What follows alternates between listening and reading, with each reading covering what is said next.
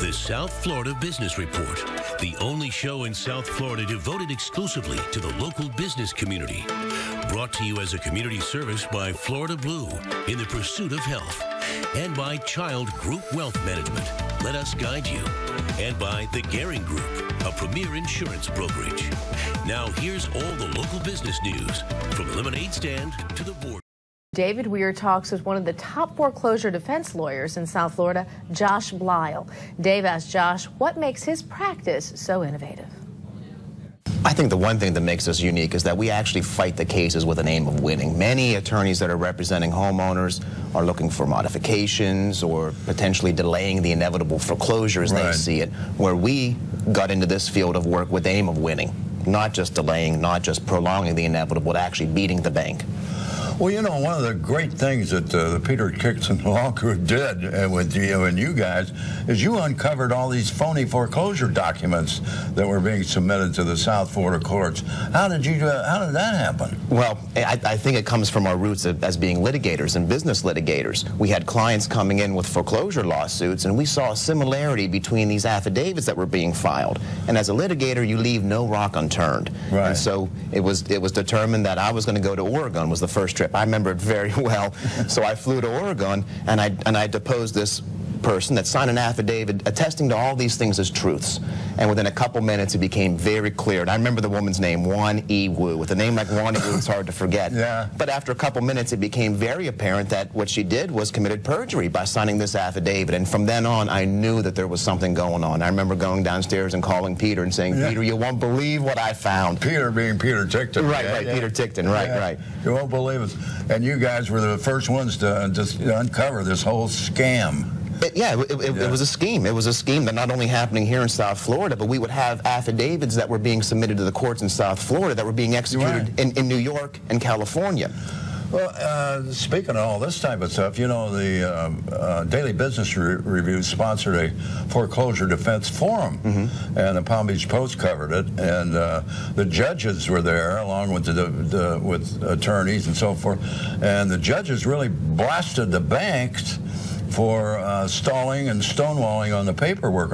What was that all about? Well, in reality, that's been my reality for the past 4 or 5 years. I've known that's what's been going on, but it just seems now that the courts are finally realizing all the things that we've been saying as litigators of the Ticktin Law Group, it's actually true. It's the bank's inability to prosecute their cases or gather the right paperwork.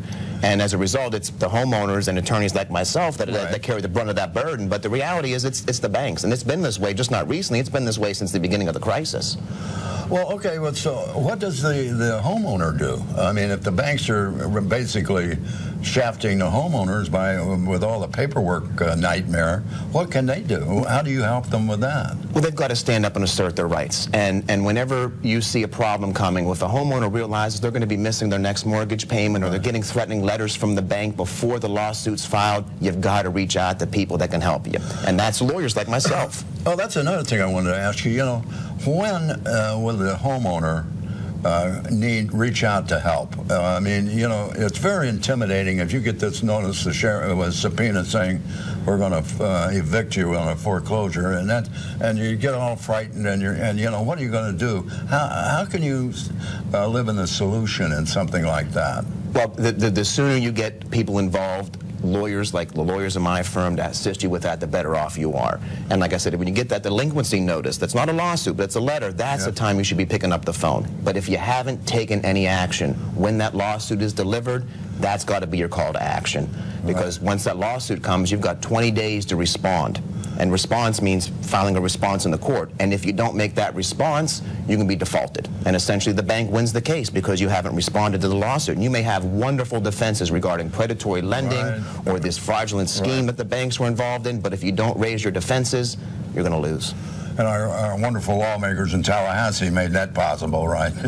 Yeah, in fact, the law they passed in June was put out there to help the banks, but really what it did is it created these hurdles and these hoops they had to jump through. And so that's kind of what has resulted in the decline of foreclosure filings lately, but the banks are figuring out their systems now to comply with that new law. So really, if you shouldn't wait till the last minute. If you're getting out there and you're missing some mortgage payments and you don't have the money to pay them, you got to call somebody and reach out before all this comes down around your head, right? Yes, and you know, and clients will come to my office at that last minute, and when you know, it's any other kind of crisis you're facing. When you're on the edge of that crisis from being concluded, there's very little that can be done. And you know, it's very disheartening, because as a lawyer, when clients come in at that last stage of the case, I'm thinking to myself, geez, if only they would have come in sooner. You know, and I see people at their most vulnerable moments, and it's really a shame. All right, listen, Josh, thanks for being here. And this is a marvelous day for you, February the 8th. Yes. You're expecting your firstborn son. And may I congratulate you on that, and God bless you. Well, thank you. Thank you so much. Yeah, all righty. And thanks for being here, babe. Thank you. And